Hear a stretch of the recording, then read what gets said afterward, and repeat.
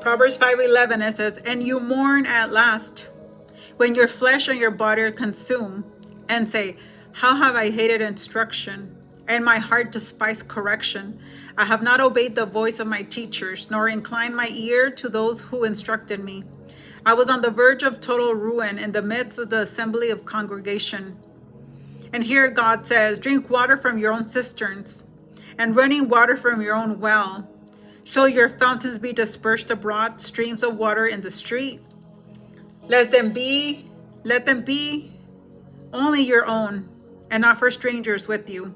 Let your fountain be blessed, and rejoice with the wife of your youth. As a loving deer and a graceful doe, let her breast satisfy you at all times, and always be enraptured with her love. For why should you, my son, be enraptured by the immoral woman, and embraced in the arms of a seductress? For the way of man are before the eyes of the Lord, and he ponders all his path.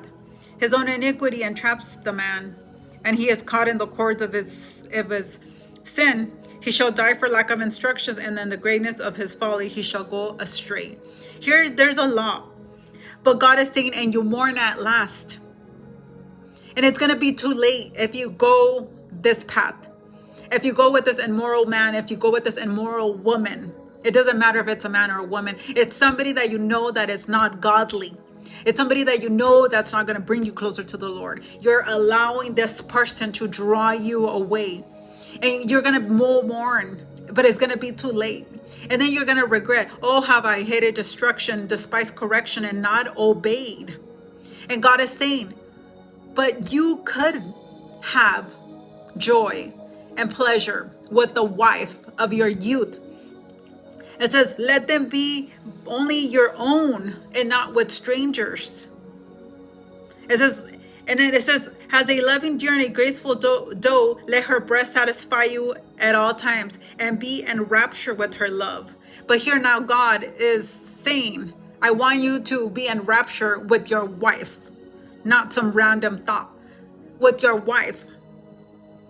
And here he warns you, number 20, for why should my son be enraptured by the immoral woman and embraced in the arms of a seductress? But God's like, I see everything. It says, for the ways of man are before the eyes of the Lord, and he ponders on his path. His own iniquities will entrap the wicked man, and he is caught in the court of his sin. He shall die for lack of instruction and greatness of his folly. God is saying, you yourself, your sin, your love for sex and lust have entrapped you and entangled you, and it's going to cause death.